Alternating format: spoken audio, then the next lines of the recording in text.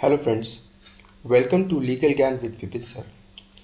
We are studying BNS of Chapter 3 General Exceptions. हम BNS की साधारण अपवाद वाले शीर्षक अध्याय को अध्याय 3 को पढ़ रहे हैं और स्वागत है आपका आज के हमारे लेक्चर में जो कि जनरल एक्सेप्शंस का नेक्स्ट लेक्चर है यानी कि सेकंड लेक्चर है। तो आज हम शुरुआत करेंगे सेक्शन 19 से जो कि बताता है act likely to cause harm but done without criminal intention and to prevent other harm. Means ऐसे कार्य के बारे में जो हम जानते हैं कि किसी की हार्म होने वाला है, किसी की हानि होने वाली है, लेकिन क्रिमिनल इंटेंशन उसमें नहीं होता है और अदर हार्म को बचाने के लिए होता है, प्रिवेंट करने के लिए होता है। मीन्स कार्य जिससे अपहानि कारित होना संभावित है किंतु जो आपराधिक आशय के बिना और अन्य अपहानि के निवारण के लिए किया गया है। आइए देखते क्या है इसमें। Nothing is an offence merely by reason of its being done with the knowledge that it is likely to cause harm. जो ये जानते हुए किया जाता है कि हाँ इससे हार्म होने वाला है लेकिन वो ऑफेंस नहीं है। Why? If it be done without any criminal intention to cause harm, किसी को नुकसान पहुंचाने के इंटेंशन के बिना वो किया गया है। एंड इन गुड फेथ में किया गया है for the purpose of preventing and avoiding other harm, किसी अदर हार्म को प्रिवेंट करने के लिए, ठीक है, संरक्षित करने के लिए, निवारण करने के लिए या अवॉइड करने के लिए।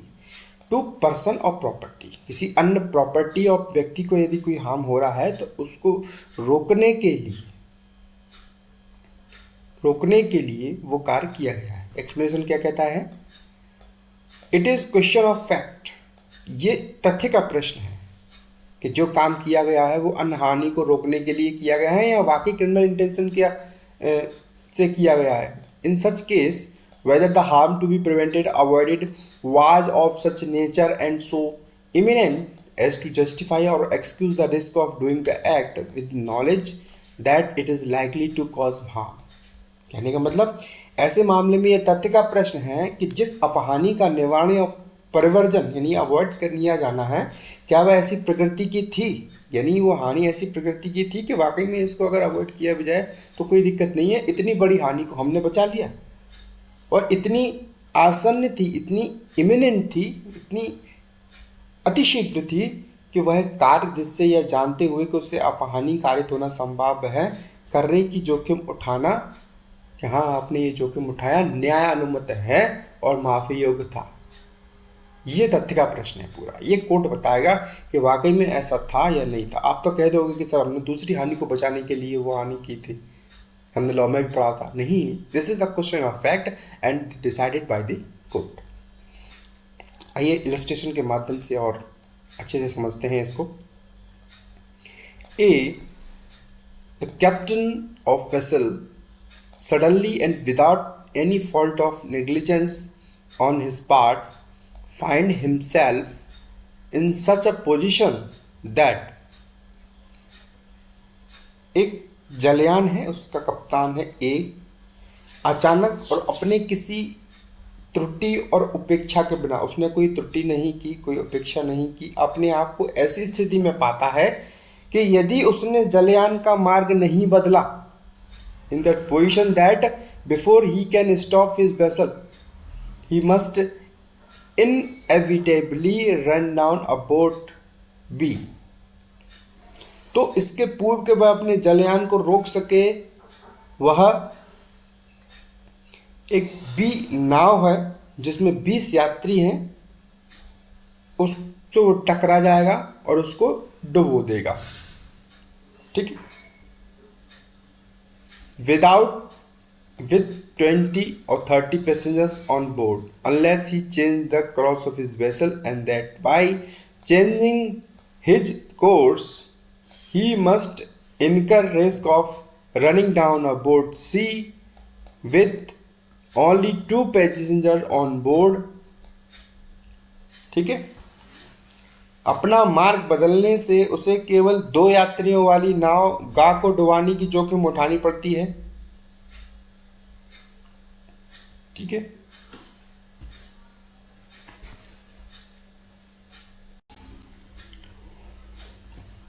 विच ही में पॉसिबली क्लियर, कि यदि मैंने मुड़ा तो एक सी बोट है जिसमें 2 व्यक्ति हैं वो डूब जाएंगे, एक बी बोट को बचाने के लिए जिसमें 20 और 30 पैसेंजर हैं। Here if a alter his course without any intention to run down boat see, लेकिन उसका कोई आशय नहीं था कि सी को डुबाना ही है, डुबाने का कोई आशय नहीं था।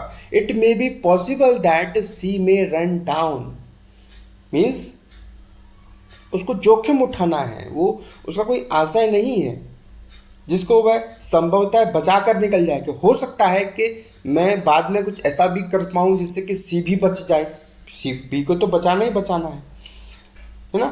वहाँ in good faith for the purpose of avoiding the danger to the passenger in boat B he is not guilty of an offence, वह किसी अपराध का दोषी नहीं है।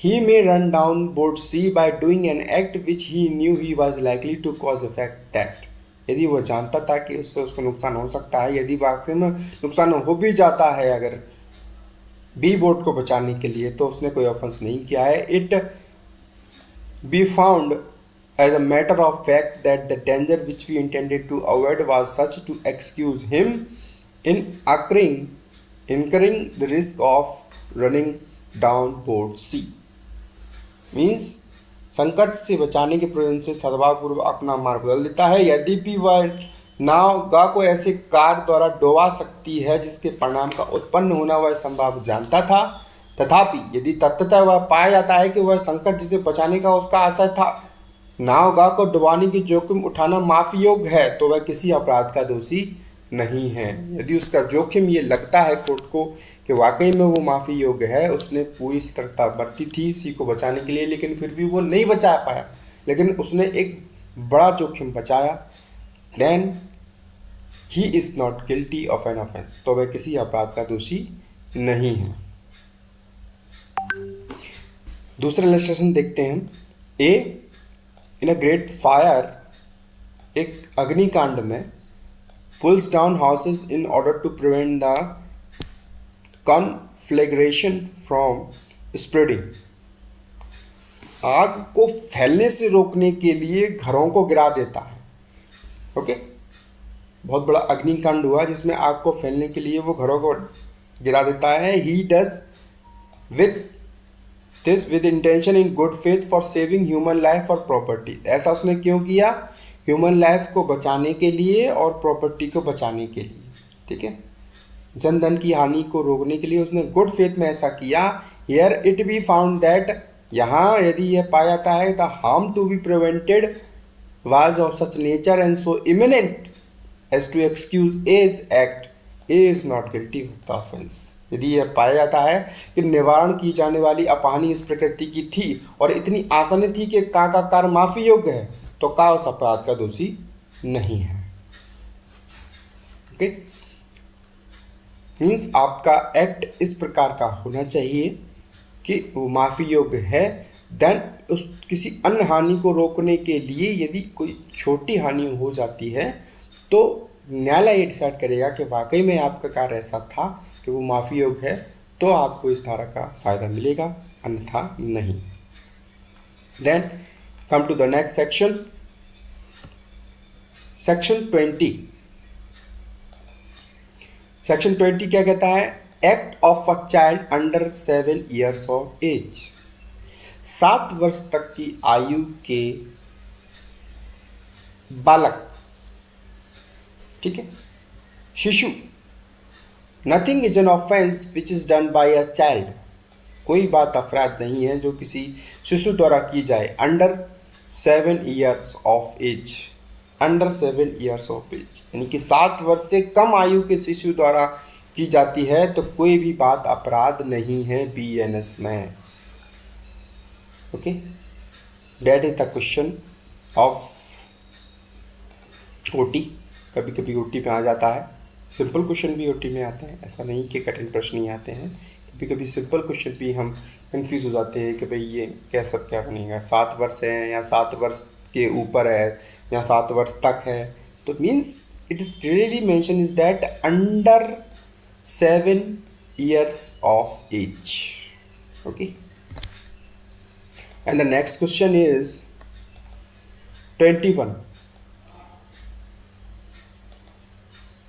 Act of child above 7 and under 12 years of age, immature understanding.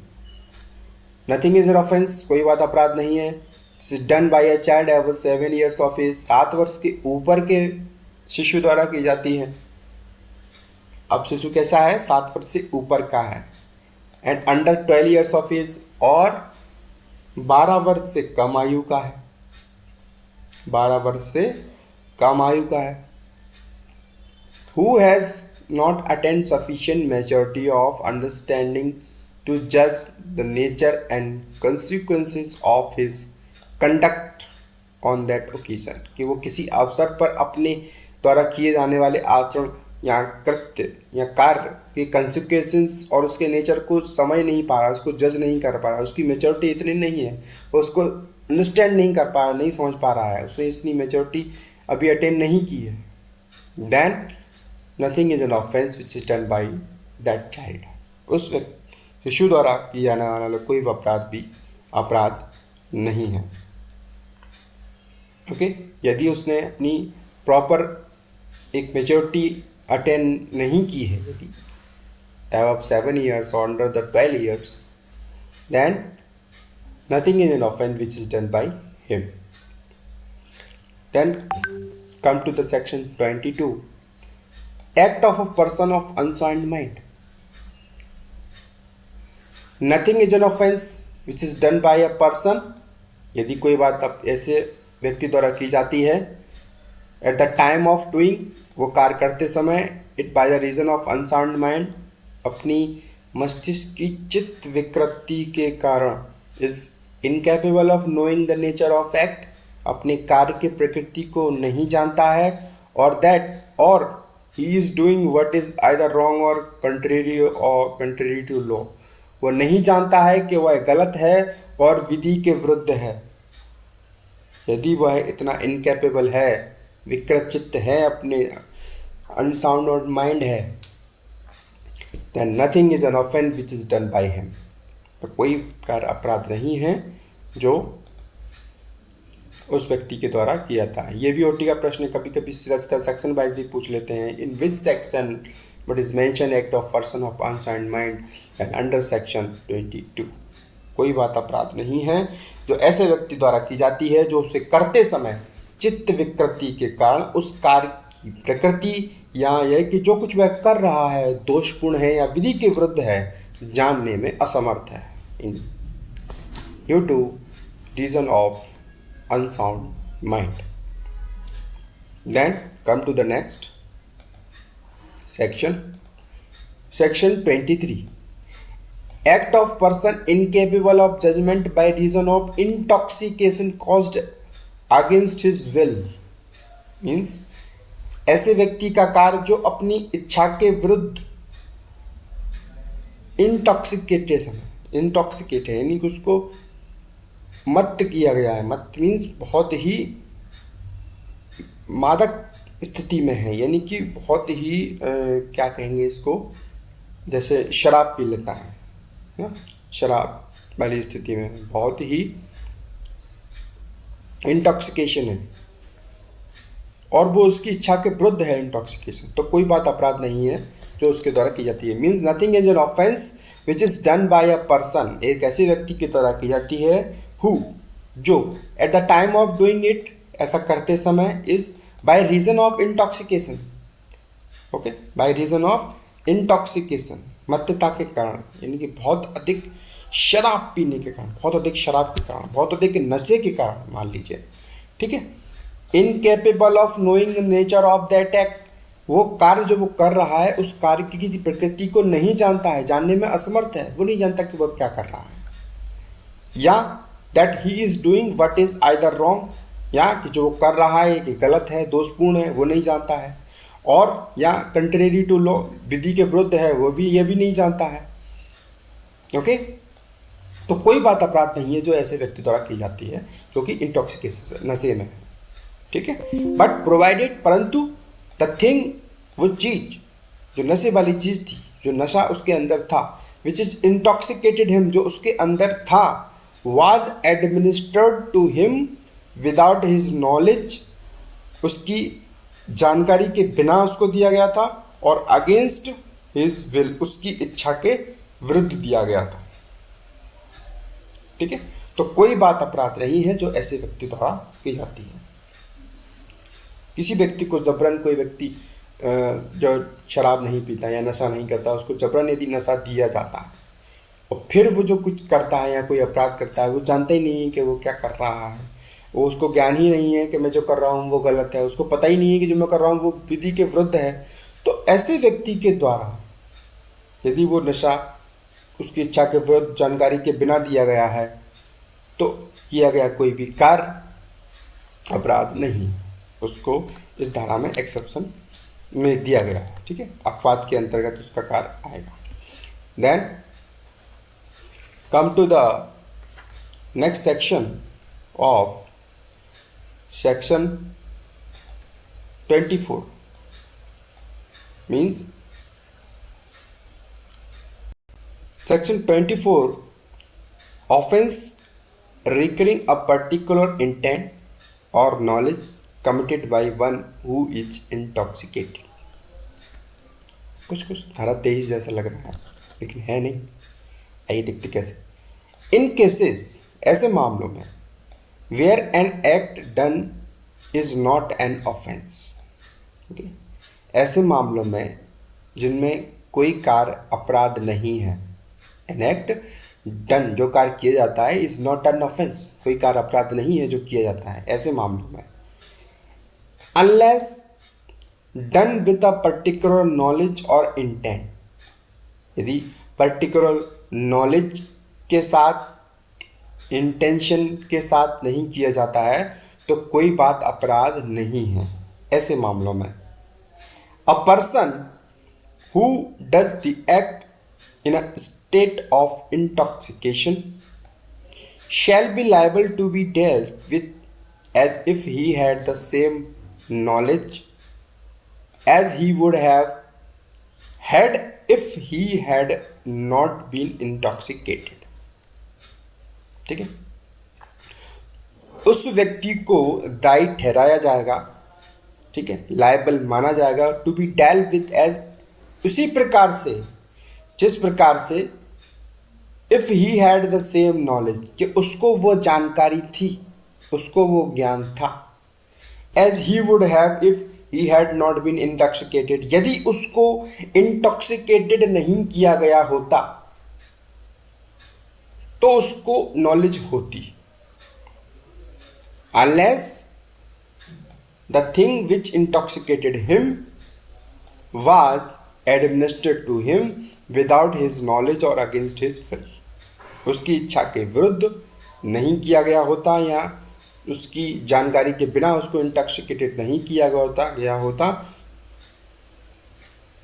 Means उन दशाओं में जहाँ की कोई किया गया कार्य अपराध नहीं होता जब तक कि वह विशिष्ट ज्ञान आशय से ना किया गया हो।